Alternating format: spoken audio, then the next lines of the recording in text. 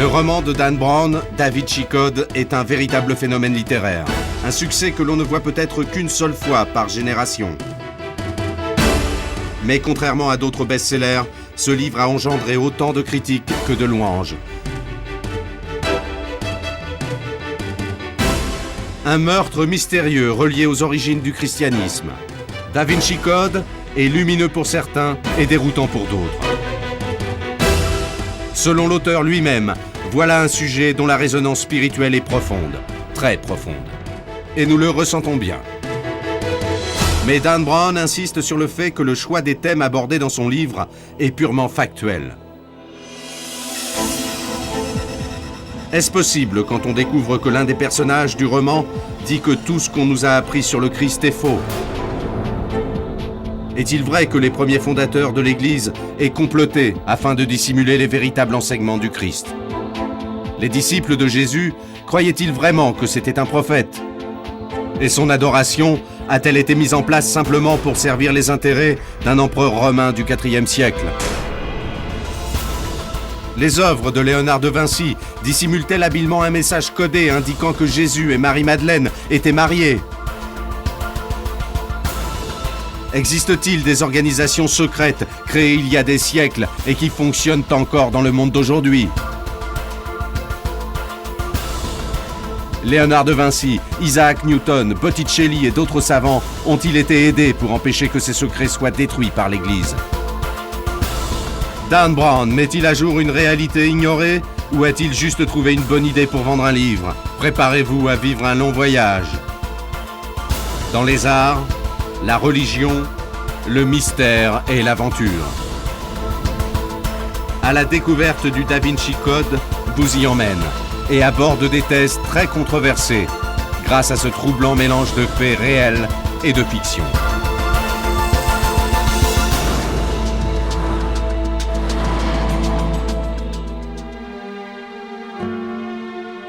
Da Vinci Code est sans conteste un best-seller passionnant. C'est indéniablement un récit rythmé et haletant. Une énigme aux multiples rebondissements qui maintient le lecteur en haleine à chaque page jusqu'au dénouement ultime.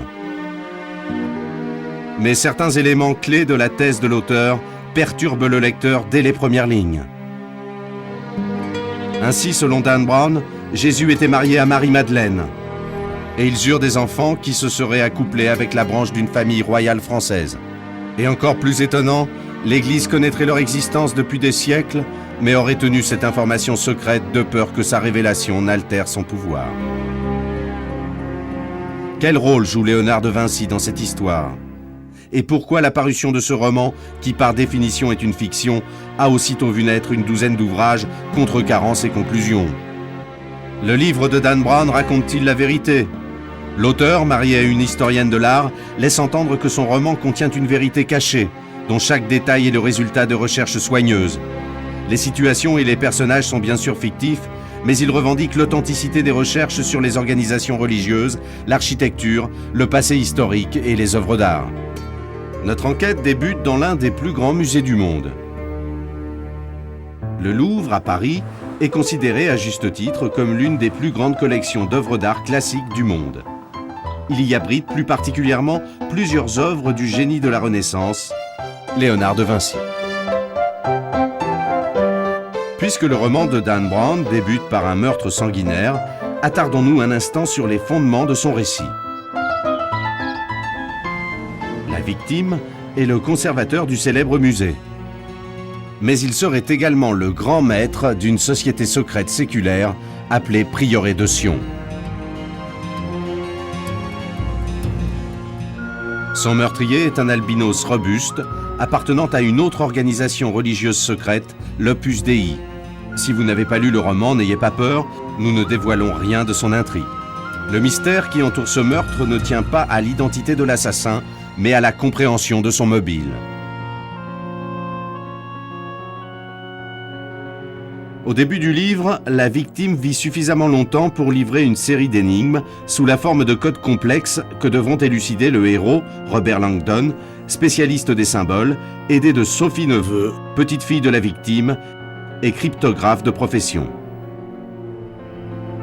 L'urgence à résoudre l'énigme est accentuée lorsque Langdon devient le principal suspect du meurtre. Bien sûr, nous savons qu'il n'est pas coupable, mais à la suite d'une succession de rebondissements, le lecteur va se trouver devant l'agenda caché du prieuré de Sion. L'organisation secrète qui, entre autres, constituerait la base fondatrice du célèbre Ordre des Templiers. Ensuite, le lecteur doit s'accommoder d'informations dont il n'a apparemment jamais eu connaissance, tels les mobiles occultes d'un leader de l'Opus Dei relié à l'Église catholique, ou bien les manipulations politiques de Constantin le Grand, ou encore le prétendu mariage de Jésus et Marie-Madeleine.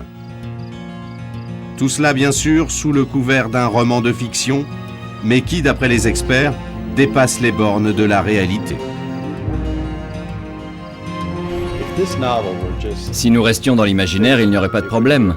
Mais l'auteur a parcouru tout le pays en clamant que toutes ces informations étaient vraies, et que c'est en essayant de réfuter plusieurs des thèses exposées dans son livre qu'il avait fini par y croire lui-même. Qu'est-ce que Dan Brown a ajouté?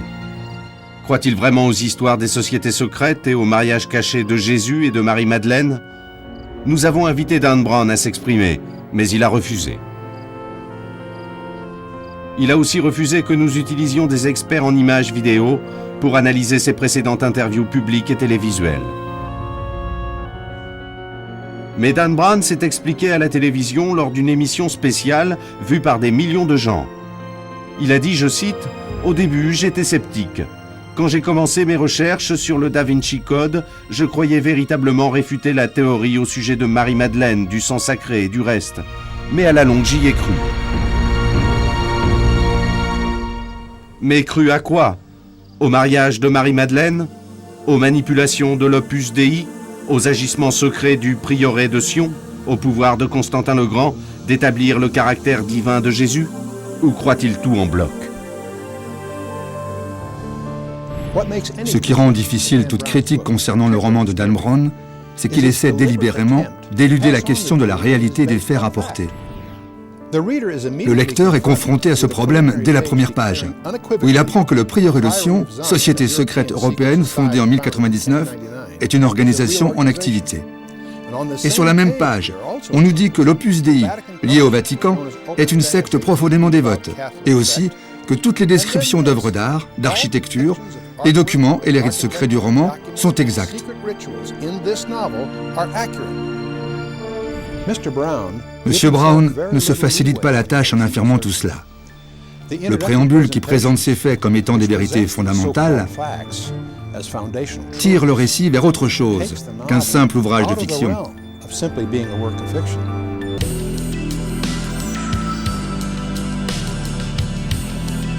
Les affirmations de Brown sont cruciales pour notre investigation, comme l'est aussi la raison de leur formulation. Maintenant, examinons chacune d'elles en détail. Pour commencer, le prieuré de Sion. Dan Brown insiste sur le point suivant. Le prieuré de Sion est une société secrète européenne fondée en 1099 à Jérusalem. Puis, je cite, « En 1975, la Bibliothèque nationale de Paris a découvert des parchemins, appelés les dossiers secrets, dans lesquels apparaissent les noms de personnalités membres du prieuré de Sion, parmi lesquels Isaac Newton, Botticelli, Victor Hugo et Léonard de Vinci. »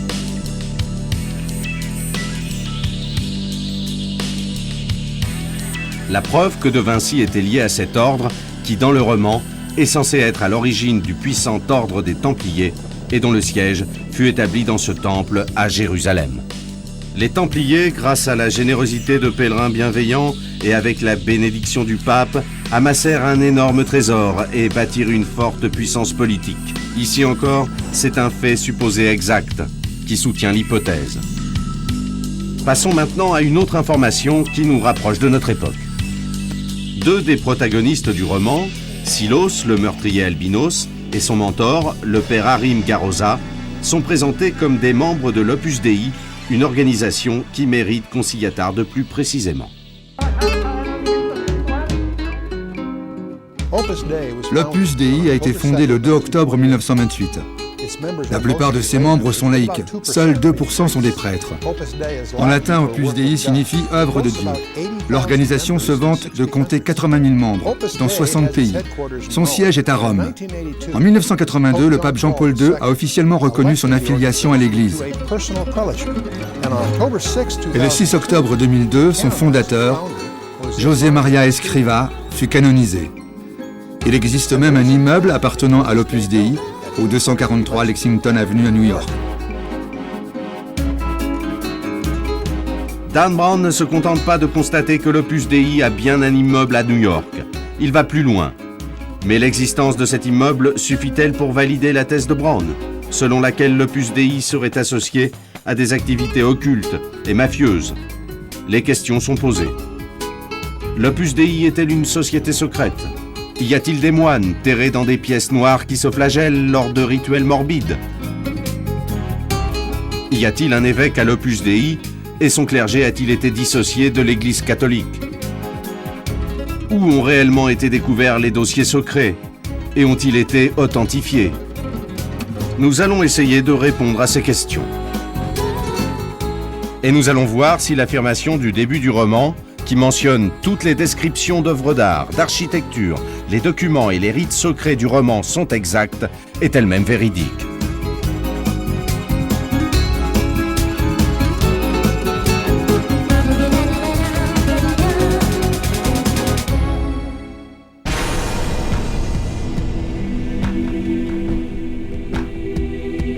Voici donc la scène, célèbre tableau de Léonard de Vinci, auquel l'auteur fait référence dans son intrigue.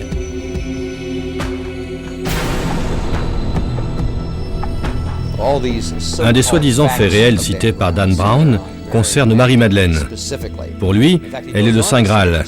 Le Graal ne serait ni un objet, ni un calice, mais bien une personne.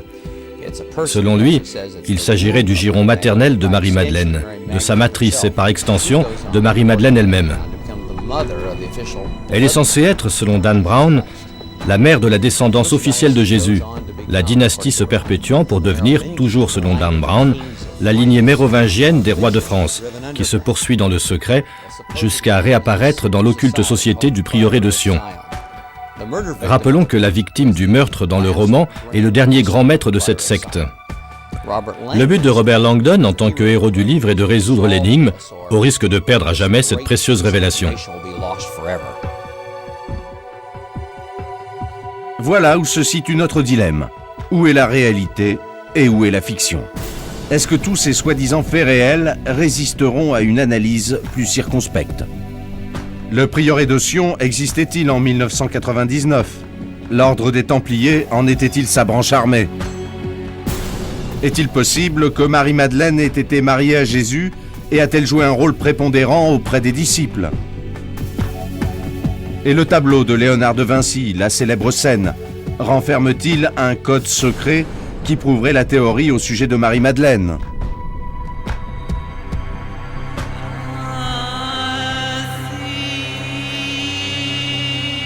Dan Brown n'est pas le premier à écrire sur le thème d'une relation particulière entre Jésus et Marie-Madeleine.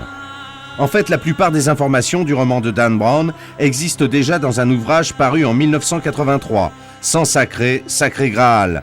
Les auteurs de ce livre, qui se veut une étude sur l'histoire de la religion, ont récemment entamé des poursuites en Grande-Bretagne contre les éditeurs du roman de Dan Brown pour plagiat. Et un autre auteur, Lewis Perdu, trouve que les faits relatés dans Da Vinci Code sont un peu trop proches de sa fiction en 2 volumes intitulée Le Testament de Da Vinci, également paru en 1983, autant que de son autre ouvrage La Fille de Dieu, publié en 2000. Quand j'ai lu Da Vinci Code, ce ne sont pas les nombreuses similitudes qui m'ont véritablement dérangé, mais plutôt les mêmes erreurs que jusque-là j'avais été le seul à avoir commises. Par exemple, dans le testament de Da Vinci, je me suis trompé et j'ai écrit que le code secret de Léonard était mentionné sur un parchemin. Eh bien, le seul endroit au monde où cette erreur est répétée, c'est dans Da Vinci Code. Et ce n'est pas tout. J'avais imaginé des personnages féminins en relation avec l'héroïne. Dan Brown a fait la même chose. Dans mon testament de Da Vinci, Et dans son Da Vinci Code, c'est le 4e expert en arts anciens qui est assassiné. Et il laisse un message sur son propre corps, écrit avec son propre sang. Et dans les deux, page 35. Et puis enfin, cette idée commune aux deux ouvrages. Un conservateur assassiné laisse à l'héroïne une clé en or unique, dans une pièce de bois sculptée et peinte. Et cette clé en or nous conduit à un coffre sécurisé, dans une banque de Zurich, fermé par une combinaison, et contenant des secrets très importants.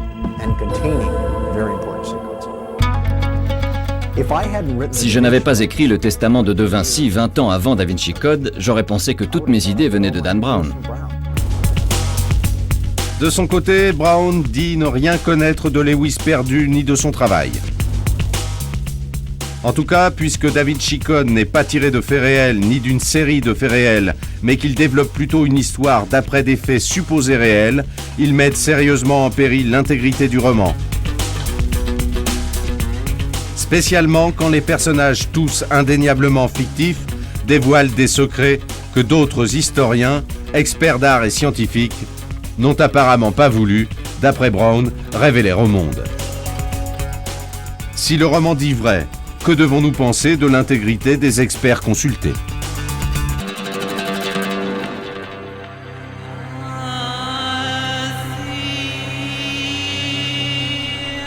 Mais c'est dans le portrait de Marie-Madeleine que les choses sont les plus troublantes. Elle est décrite dans le roman comme la principale disciple de Jésus et en serait en fait sa femme.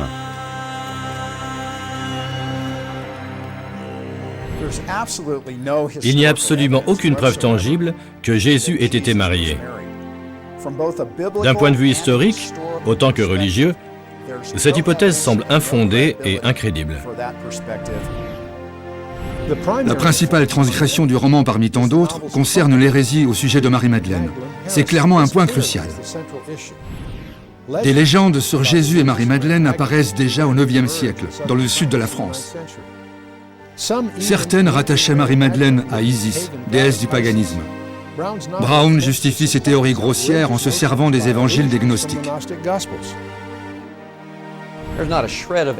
Il n'y a pas la moindre preuve du mariage de Jésus avec Marie-Madeleine.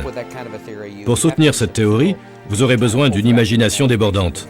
Parce que historiquement, nous n'avons rien du tout là-dessus.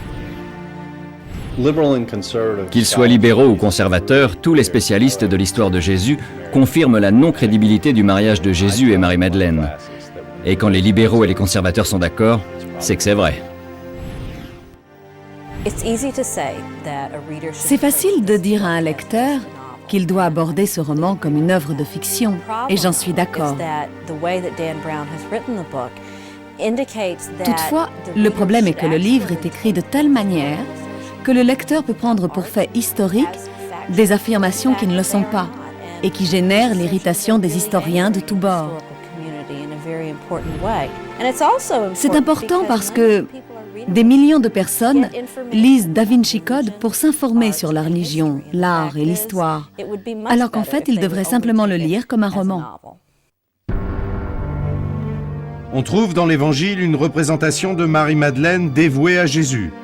Elle le suit depuis la Galilée, le seconde, assiste à sa crucifixion et reste au pied de sa croix. Elle veille sur sa tombe et est la première témoin de sa résurrection. C'est Marie-Madeleine qui raconte la résurrection aux disciples, devenant ainsi l'apôtre des apôtres. Mais puisqu'il n'existe aucune trace explicite d'une relation entre Jésus et Marie-Madeleine, le romancier se tourne vers une autre source. Est-il possible, comme le prétend Brown, que Léonard de Vinci, en tant que grand maître du prieuré de Sion, connaisse le secret et mette les clés de l'énigme dans une de ses toiles les plus célèbres? Léonard de Vinci était au service du duc de Milan, et le duc lui a commandité une représentation du dernier repas de Jésus, afin de l'accrocher dans le monastère de Santa Maria delle Grazie. Et ce, pour que les moines puissent contempler une œuvre d'art pendant leur repas. On nous dit dans le roman que Léonard, qui était dans le secret, aurait sciemment peint Marie-Madeleine et non l'apôtre Jean, à la droite de Jésus. Voici là un élément très important pour la compréhension de Da Vinci Code. Cela veut dire que Léonard n'aurait pas simplement peint un joli tableau du dernier repas de Jésus, mais qu'il s'en serait servi pour révéler au monde un secret déterminant. Dans le roman de Dan Brown, la scène est décrite comme une fresque représentant Jésus lors de la bénédiction, déclarant « Ceci est mon corps, ceci est mon sang », Marie-Madeleine étant assise à sa droite, afin de proclamer au monde qu'elle n'est pas juste une favorite, mais qu'elle est en fait le Saint Graal. En fait, ceci est complètement à l'opposé de ce que l'artiste lui-même nous dit dans son traité sur la peinture. Il faut savoir que Léonard peignait selon certains genres picturaux. Et il existe plusieurs douzaines de genres possibles pour des représentations picturales. Le genre étudiant étant très en vue parmi eux. L'apôtre Jean est le plus jeune des disciples et il est aussi le disciple que Jésus chérissait. Voilà pourquoi Jean est toujours représenté comme un étudiant. L'étudiant a des cheveux longs. Il n'a pas de barbe car il est trop jeune pour qu'elle soit conséquente. Il est inexpérimenté et boit les paroles de Jésus. Ce n'est pas Marie-Madeleine que De Vinci a peint, mais bien l'apôtre Jean. En fait, il serait difficile de trouver un historien de l'art qui soutienne la thèse de Dan Brown. Tous les historiens savent qu'elle est farfelue, et pour être franc, ils n'ont aucune envie de se ridiculiser en s'exposant publiquement sur ce sujet. Rappelons-nous que pour voir la scène comme un message iconographique sur la relation entre Jésus et Marie-Madeleine, il faut admettre que Léonard ait été grand maître du prieuré de Sion. Et Léonard aurait-il eu les mains libres pour réaliser cette scène selon sa propre interprétation ?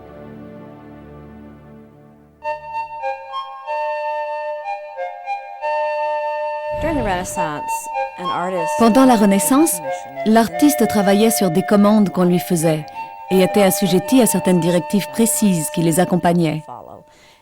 On peut raisonnablement penser que Léonard a suivi ces directives. Ce que Léonard a peint dans ce tableau, ce n'est pas la bénédiction, mais bien la trahison. Le moment où les apôtres déclarent que jamais ils n'abandonneront Jésus, ni ne le trahiront. Judas, Pierre et Jean sont regroupés parce qu'ils représentent les trois réactions face à Jésus. Judas trahit le Christ et ne se retourne jamais. Pierre abandonne le Christ, mais il se retourne.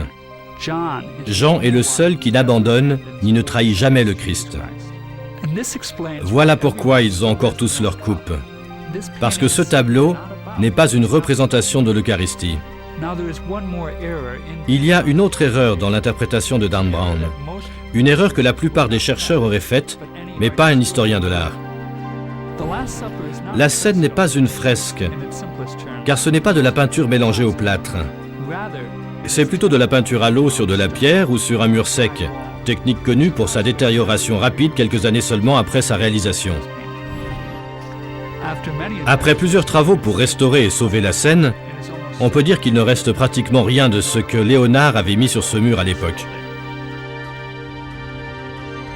Mais pourquoi s'entêter à vouloir voir Marie-Madeleine dans le tableau quand les experts jugent cette idée farfelue ? Et demandons-nous pourquoi Marie-Madeleine est si importante pour le Da Vinci Code. Lors d'un déjeuner littéraire, peu après la sortie du roman, Brown racontait que c'était un professeur de lycée qui lui parla en premier de la présence de Marie-Madeleine dans la scène. Selon Brown, le professeur lui aurait dit que s'il regardait à la droite de Jésus, il y verrait le Saint Graal, et son nom était Marie-Madeleine.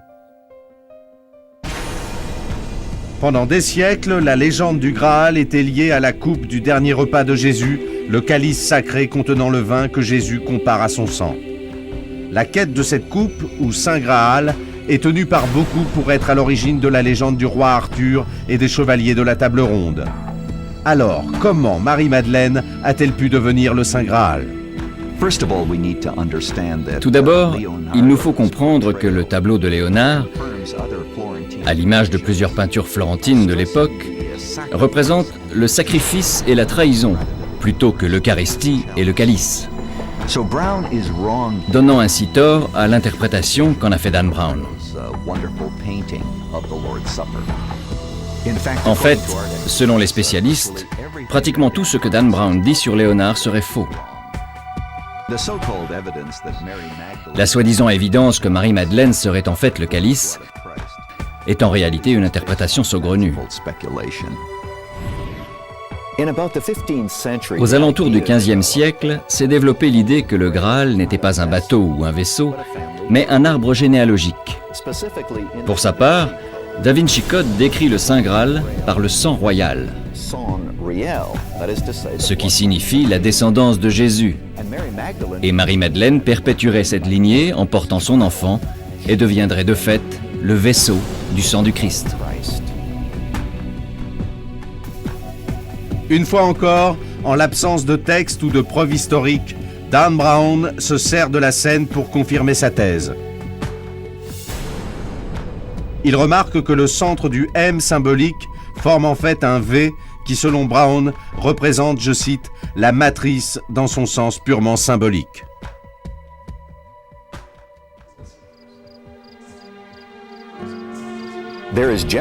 Tout le monde s'accorde sur le rôle particulier de Marie-Madeleine, ne serait-ce que parce qu'elle a été la première à assister à la résurrection. Et cela suffit à la différencier des 5 autres Maries mentionnées dans les évangiles. Si elle avait porté l'enfant de Jésus, ils auraient sûrement dû être mariés. Malheureusement pour cette théorie, il n'existe aucune preuve d'un mariage ou d'un enfant, et encore moins d'experts en arts anciens pour confirmer l'interprétation de Dan Brown sur la présence de Marie-Madeleine dans la scène.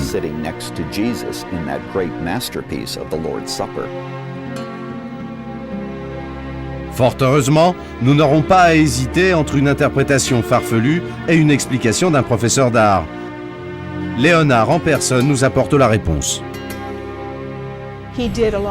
Il a fait plusieurs esquisses pour préparer son œuvre et nous en possédons sur lesquelles les apôtres sont nommés. Voilà une autre manière de savoir que ce n'est pas Marie-Madeleine qui est à droite de Jésus, mais bien l'apôtre Jean.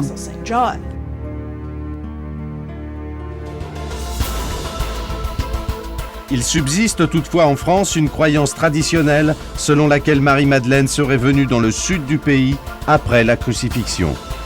Elle y aurait accouché d'une fille, appelée Sarah. Et si l'on en croit les personnages de Da Vinci Code, il existe une preuve du mariage de Jésus dans les évangiles gnostiques, découvertes pour la plupart en Égypte, et dans les dossiers secrets, découverts dans la Bibliothèque nationale de Paris. Mais quels secrets renferment ces dossiers secrets? Et que sont exactement les évangiles gnostiques? Sont-elles d'authentiques évangiles? Sont-elles considérées comme des canons par les églises et la religion?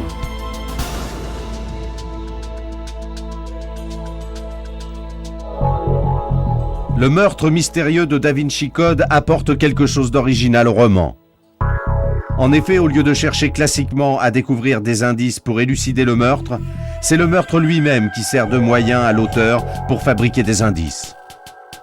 Dans le roman, afin d'éviter la police, les personnages, lors de leur enquête, rencontrent un expert anglais, Tibbing, qui poursuit fanatiquement la quête du Saint Graal. Et c'est lui qui présente Marie-Madeleine comme étant le Graal, pas parce qu'elle possède le calice, mais parce qu'elle est celle qui transmet le sang du Christ. Quelle est la place de cette théorie parmi les légendes plus traditionnelles du Graal?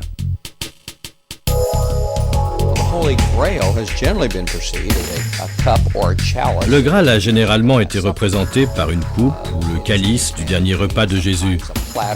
Mais il a été également un plateau, quelquefois un chaudron, et au Moyen-Âge, les formes qu'il prenait différaient. Des objets tels qu'une lance, une épée ou un javelot ont égayé le mythe.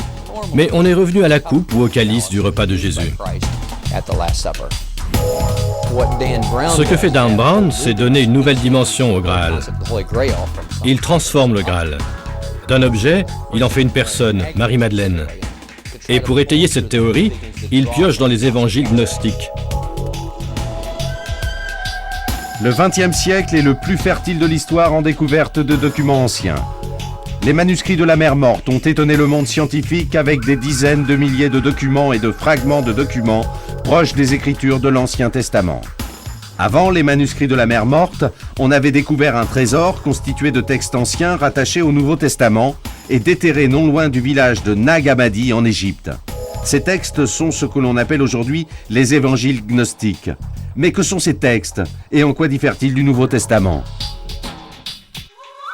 À Nag Hammadi, on a trouvé plusieurs évangiles, 4 ou 5 qui ne sont pas dans la Bible. Rappelons que le gnosticisme est un mélange de christianisme et de philosophie grecque. Ces évangiles ont une théologie totalement différente de celle du Nouveau Testament, et c'est pourquoi elles n'y ont jamais été intégrées. Le roman dit que ces évangiles ne seraient qu'une partie de 80 évangiles et que l'on en a seulement choisi 4 parmi elles. C'est faux.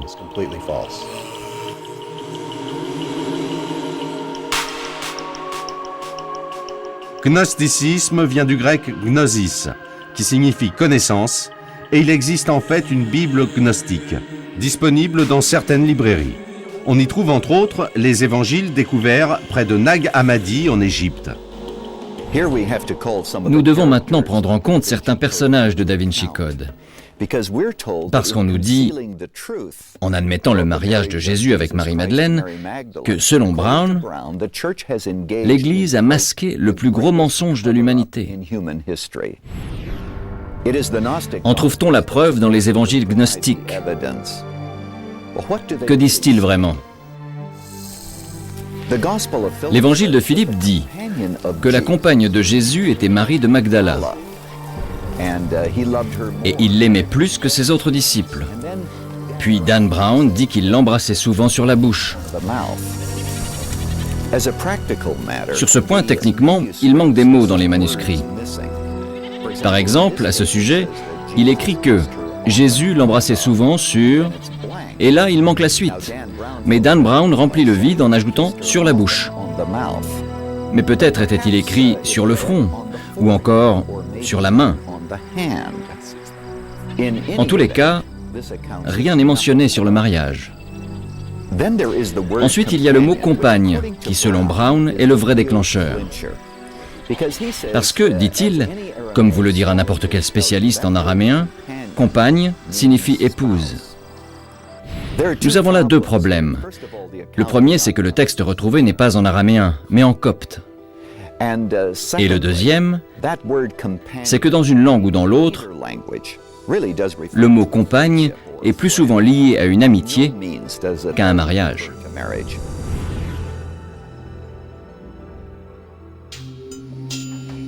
Plus loin dans le roman, l'évangile de Marie est cité afin de démontrer que l'intention de Jésus était que Marie-Madeleine devienne la chef de file de l'Église, une sorte de déesse vivante.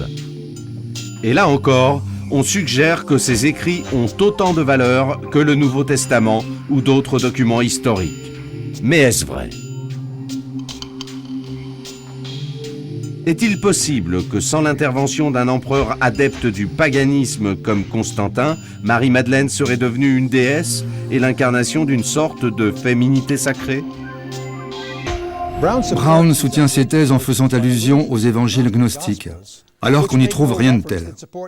Et même si c'était le cas, ce ne serait pas pertinent. Ils ont été écrits 2 siècles après la période d'écriture des évangiles, par une personne prétendant être ce qu'elle n'était pas. Aucun savant ne peut les valider sur un plan historique.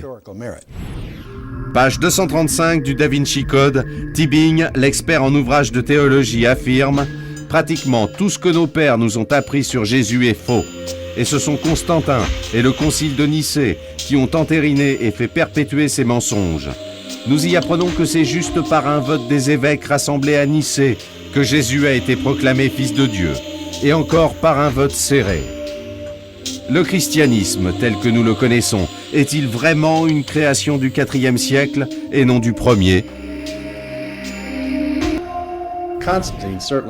Constantin a certainement joué un rôle majeur au début de l'histoire chrétienne. L'Église, qui était persécutée par l'Empire, a soudain été adoptée et protégée par l'empereur.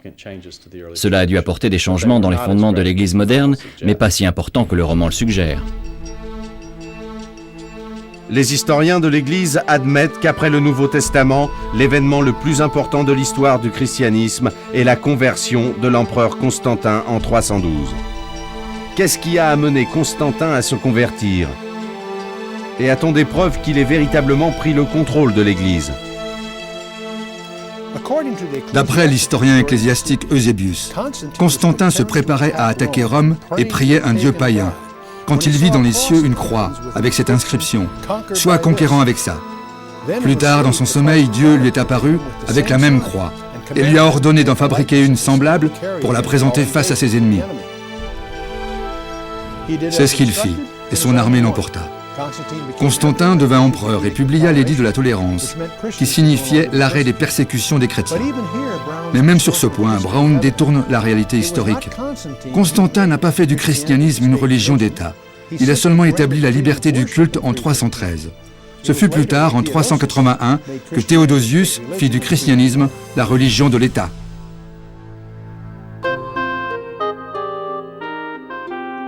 Après quelques années, ces disputes doctrinales déchirent le royaume. Constantin, embarrassé par le tumulte occasionné par sa nouvelle religion, provoque le premier concile œcuménique des chefs de l'Église à Nicée. Plus de 300 évêques se réunissent et définissent entre autres ce qui est appelé le symbole de Nicée. Toutefois, selon Da Vinci Code, c'est le caractère divin du Christ qui était au centre des débats et il fut entériné par le concile par un vote serré. L'affirmation de Dan Brown est purement imaginaire. Sur les 318 évêques présents au concile de Nicée, seulement 5 ont eu des remords après la décision finale. Et seulement 2 ont voté contre. Ce n'est pas vraiment serré, ça. De toute façon, la finesse théologique des débats n'intéressait pas Constantin. Son intérêt était de bâtir l'union de ces sujets. En fait, c'est lui qui a ouvert le concile par un discours où il déclara que la désunion des doctrines était pire que la guerre.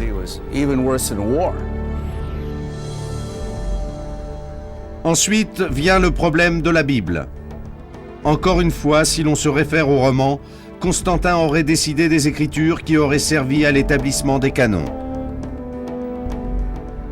Est-ce vraiment Constantin qui aurait décidé de tel évangile à retenir dans la Bible et de tel autre à rejeter? En fait, malgré tous leurs efforts, les chercheurs n'ont pu repérer la moindre information dans les rapports du concile de Nicée. Nous les possédons, et on n'y parle que de tel ou tel ouvrage retenu dans la Bible ou pas.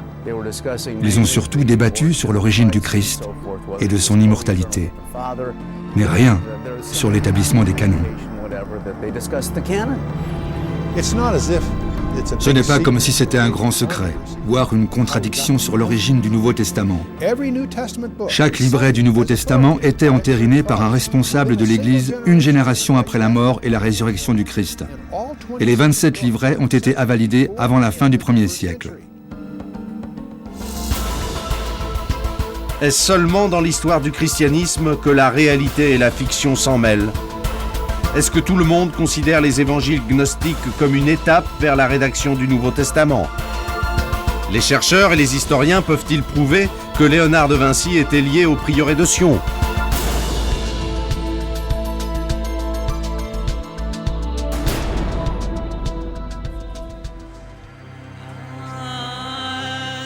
Sur ce point, Da Vinci Code offre au lecteur une vision tourmentée du christianisme des 300 premières années. D'après les personnages de Dan Brown, les chrétiens n'étaient qu'une secte agitée suivant les enseignements d'un homme qu'on a crucifié. Plus tard, ils obéirent à d'autres hommes qui les préparèrent à mentir pour cacher les vrais enseignements du Christ afin d'obtenir des postes de pouvoir pour eux-mêmes. Est-il possible que les chefs de l'Église n'aient pas cru en la divinité de Jésus jusqu'à ce que Constantin le déclare divin par édit royal?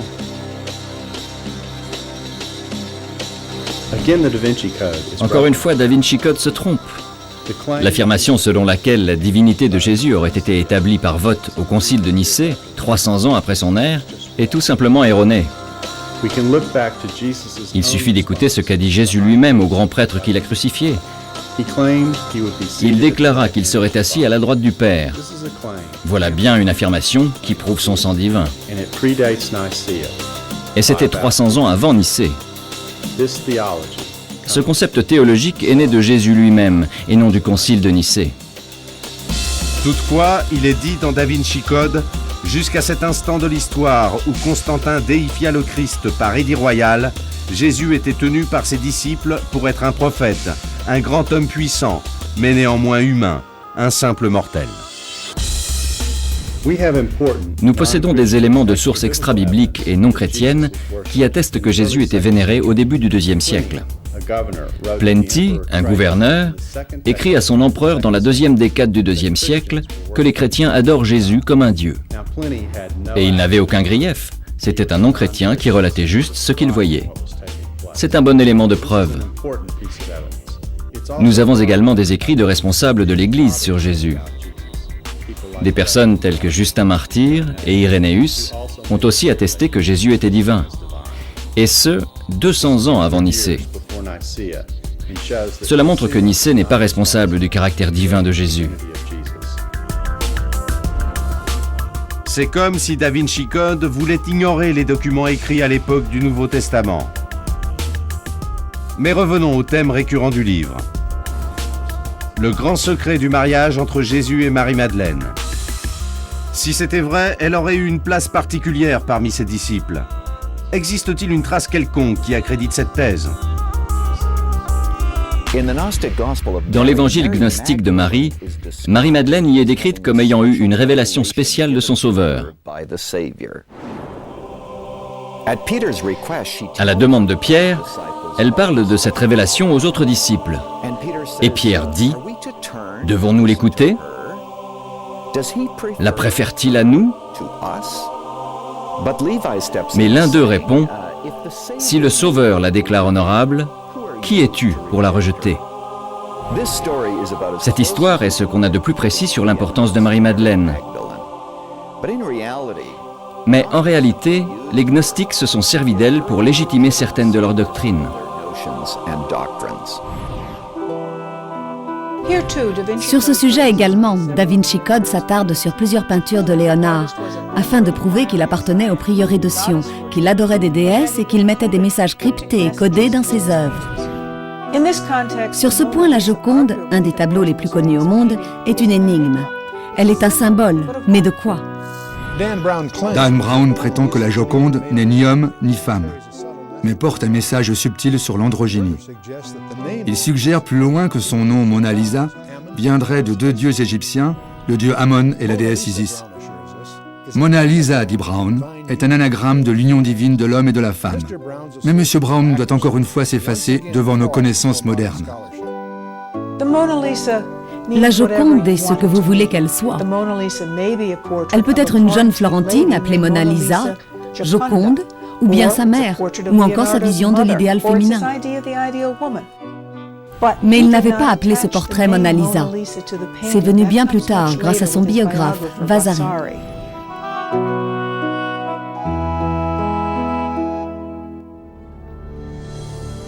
L'association de Léonard de Vinci à des hérésies religieuses, comme les appellent plusieurs chercheurs, est liée à sa fonction de grand maître du prieuré de Sion. Un autre fait que le lecteur se doit de vite accepter.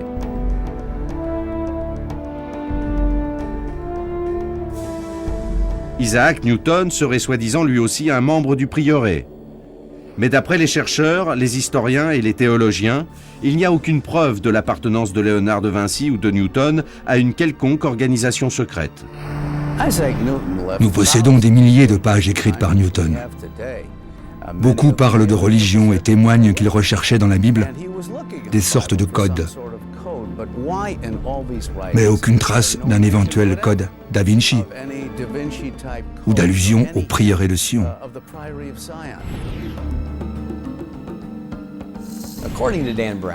Selon Dan Brown, le prieuré de Sion aurait été créé en 1099 par le roi de France et aurait constitué une petite armée de 9 chevaliers au début, qui seraient devenus plus tard les Templiers. Leur mission, d'après Dan Brown, est de parvenir jusqu'à la ville sainte, d'aller sur les ruines du temple et de retrouver tous les documents concernant Marie-Madeleine. En fait, le prieuré de Sion a été fondé en 1956, près de 1000 ans après ce que prétend Dan Brown par un personnage trouble du nom de Pierre Plantard, un antisémite au passé criminel. Et ces écrits affabulateurs ont été une source pour les théories de Dan Brown.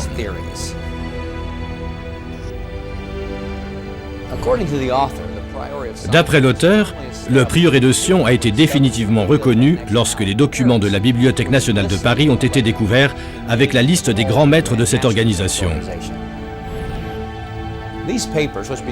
Dans ces papiers, connus sous l'appellation de dossiers secrets, apparaissaient les noms de Botticelli, Victor Hugo, Isaac Newton et Léonard de Vinci. Ces documents ont en fait été cachés là par Pierre Plantard. Un de ces hommes de main a même avoué avoir participé à cette mascarade avec la liste des grands maîtres supposés du prieuré de Sion. Tout cela fit l'objet d'un débat, avec la parution de plusieurs ouvrages et d'un documentaire de la BBC en 1996. Ce qui est étonnant, c'est que Dan Brown semble l'ignorer. Mais s'il n'y avait pas de prieuré de Sion, tout du moins tel que Dan Brown le décrit, qu'en est-il de l'Opus Dei? Que savons-nous sur cette société secrète?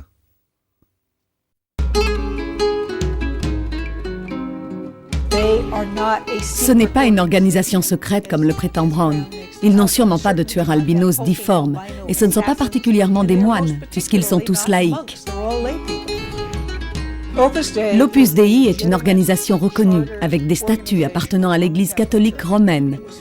Elle fut créée par José María Escrivá dans les années 40 en Espagne. L'Opus Dei n'est pas plus occulte que n'importe quelle confrérie. Son but est d'enseigner aux gens à vivre leur foi dans le monde et dans leur vie quotidienne.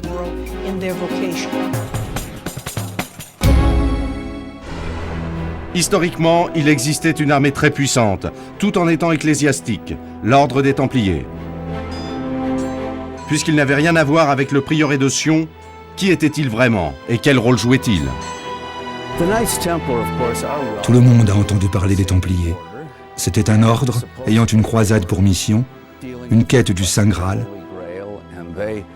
et ils étaient intéressés par des documents secrets qui auraient prouvé que Jésus et Marie-Madeleine étaient mariés et avaient eu un enfant. Cependant, à l'origine, les vrais Templiers avaient fait vœu de sécuriser la route de la ville sainte pour protéger les pèlerins qui affluaient à Jérusalem, venant de toute l'Europe. Ils servaient, pourrait-on dire, d'agence de voyage aux pèlerins de l'époque. Ils étaient très liés à l'Église, et ils ont construit leur siège à Jérusalem, près du dôme. De là, ils dirigeaient des affaires en Europe et en Terre Sainte. Les Templiers construisirent nombre de forteresses et d'églises, dont beaucoup subsistent aujourd'hui, comme l'église du Temple à Londres, et selon Dan Brown, la chapelle Roslin, deux des lieux clés où le mystère est élucidé à la fin du roman. La résolution finale de l'énigme se passe dans la chapelle Roslin en Écosse. C'est incontestablement une église sublime et unique, mais les Templiers l'ont-ils vraiment bâtie? Trouve-t-on encore d'autres anomalies historiques ou religieuses dans Da Vinci Code? Grâce au succès du roman et à la volonté de ses lecteurs d'accepter ses dires comme autant de faits réels, Dan Brown a-t-il causé de profonds dommages au christianisme? Ou son livre ne fait-il finalement que confirmer les écrits de la Bible?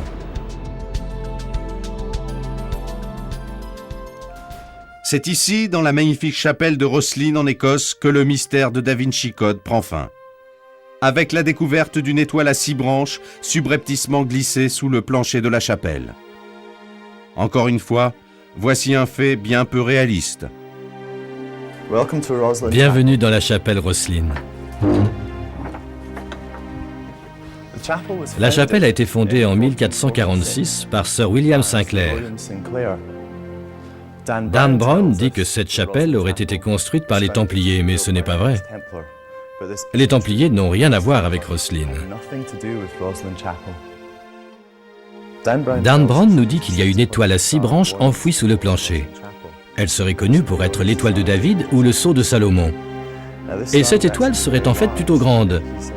Il prétend qu'elle serait sous des éléments très importants de la chapelle, tel ce pilier là-bas. Elle serait descendue par là et aurait traversé jusqu'ici.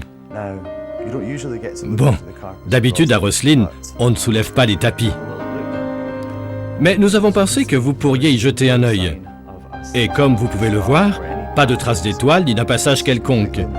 Tout ça sort de l'imagination de Dan Brown.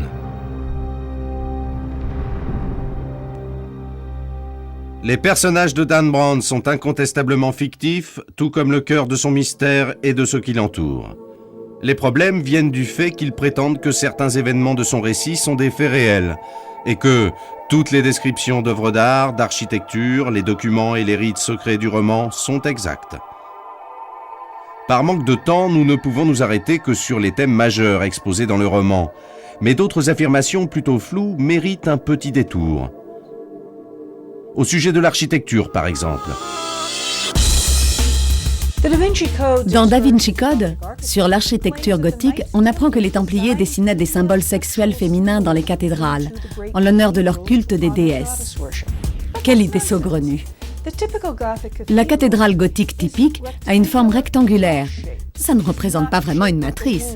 Sa conception est inspirée des bâtiments publics romains et non des temples païens.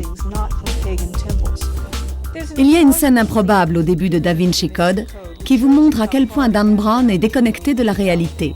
Sophie, l'héroïne qui est la petite fille de la victime, arrache du mur la peinture de Léonard de Vinci, la Madone des Rochers, et s'en sert de bouclier en la brandissant devant les policiers qui n'osent pas tirer pour ne pas abîmer le chef-d'œuvre. Le problème, c'est la taille du tableau et son cadre en bois massif. Brown nous dit qu'elle fait 1,50 m de haut. Il le répète 2 fois, alors qu'en fait elle fait 2 mètres. Je ne vois pas comment une jeune fille peut, tel que Brown nous l'a décrit, manipuler un tableau qui pèse entre 100 et 130 kilos. Brown s'enfonce un peu plus lorsqu'il raconte à ses lecteurs que ce sont les nonnes de la confrérie de l'Immaculée Conception qui ont commandité ce tableau. Petit problème, la confrérie était constituée d'hommes, exclusivement des hommes, et laïcs pour la plupart.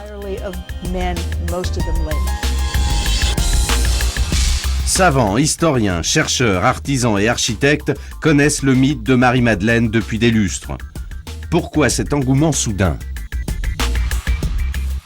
Peut-être que sa présence dans un roman de fiction rend les choses plus difficiles à discerner et donc plus difficiles à réfuter.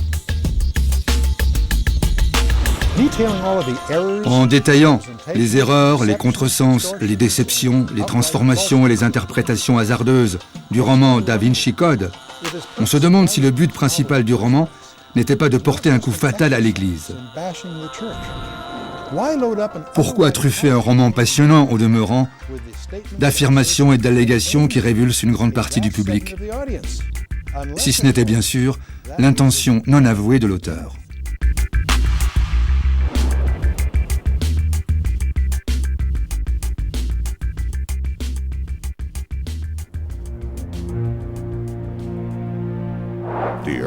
Dans la tradition des premiers Juifs, on pratiquait le sexe rituel à l'intérieur du temple.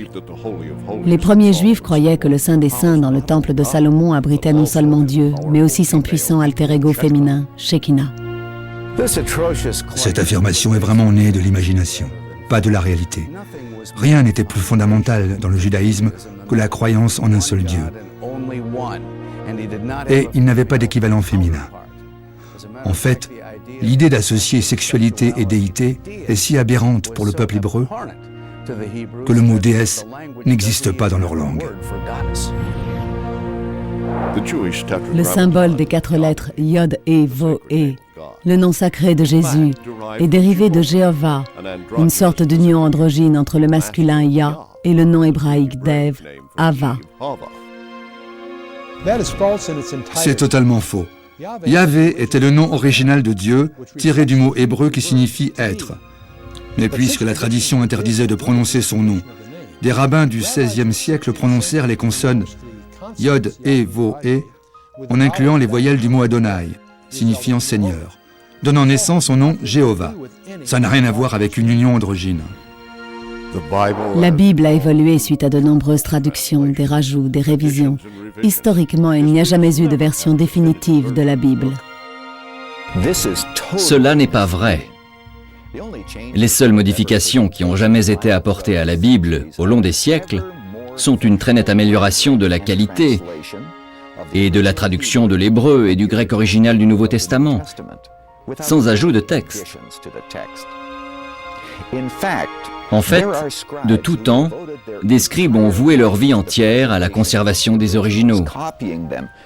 en les copiant et en les préservant lettre par lettre. Heureusement pour les historiens, certains des évangiles que Constantin a voulu détruire ont réussi à être conservés. Les manuscrits de la mer Morte ont été découverts en 1950 dans une grotte près de Qumran, dans le désert de Judée.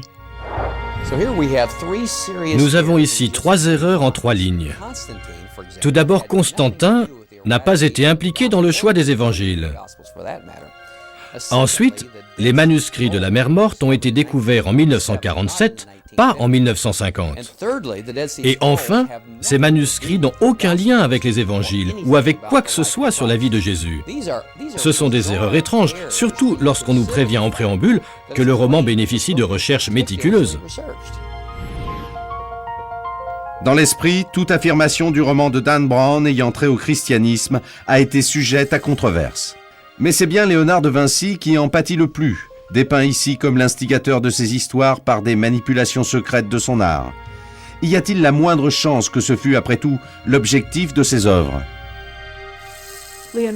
Léonard n'était pas intéressé par les sciences occultes. Il s'est moqué de l'alchimie. Il avait sûrement des réticences concernant la religion qui, à l'époque, au XVe et XVIe siècle, était particulièrement corrompue. Mais il n'a pas rejeté le christianisme. Il a reçu les saints sacrements avant de mourir et il s'était lui-même organisé un vrai enterrement chrétien. Dans le testament de Léonard, rédigé devant témoins, l'artiste remet son âme à Dieu Tout-Puissant et non à une déesse, ainsi qu'à Marie, la Vierge bénie, et non à Marie-Madeleine, et enfin à Saint-Michel et à tous les saints et les anges du paradis. Ça ne ressemble pas vraiment à un homme qui vénère les déesses. C'est à partir de la moitié du roman que les mauvaises informations apparaissent. Je ne dis pas que sa lecture n'est pas attrayante, car elle l'est, c'est clair. Et c'est bien là le problème. Car le venin s'y insère doucement et sournoisement, de façon quasi diabolique. Il s'agit en fait de l'ouvrage le plus mal documenté que j'ai lu dans toute ma vie. Le problème avec le livre de Brown, c'est que c'est le mélange de quelques faits réels avec beaucoup d'événements fictifs, de telle manière que le lecteur a du mal à y retrouver son latin. En tant qu'auteur, Dan Brown peut se réjouir à la fois du succès phénoménal de son livre et des remous qu'il a occasionnés auprès des historiens et des théologiens. Au terme d'une interview réalisée pour la télévision, Dan Brown déclare, je cite, « Les mystères de la spiritualité, le Saint Graal, les origines de nos religions sont autant de sujets qui résonnent très profondément en nous, au cœur même de notre psyché. Et que vous soyez d'accord ou pas, les questions et les discussions sont ouvertes, d'autant que pendant des siècles, ces sujets sont restés tabous. » Fin de la citation. Tout cela est très bien, mais la question n'est pas la religion. Il s'agit de différencier réalité et fiction, vérité et mensonge, exactitude et fausseté. Da Vinci Code serait respectable si ces déformations de la réalité n'entraînaient pas un dénigrement de la religion. Toutefois, il semble que Da Vinci Code soit une énorme défiguration de cette foi religieuse que des millions de gens sacralisent. Je pense que Dan Brown s'est trompé à la fois sur la théologie et sur l'histoire. La part de fiction, qu'il prétend être réelle, est en fait un joli travail d'imagination.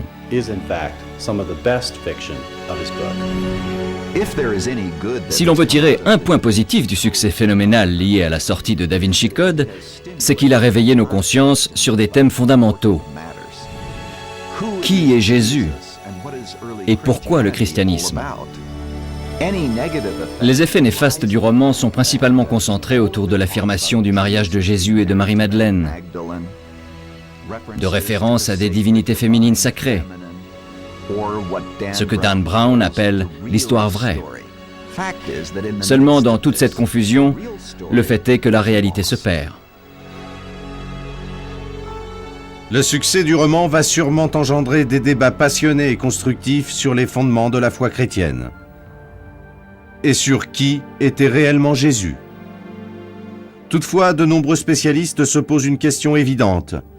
Est-il logique et sensé d'accorder un tel crédit à un romancier novice en matière de foi religieuse? la vérité vraie, est à la portée de chacun de nous. Peut-être même est-elle déjà sur une étagère de bibliothèque. En ce qui concerne le roman Da Vinci Code, il devrait être lu avec le plaisir que suscite toute œuvre de fiction.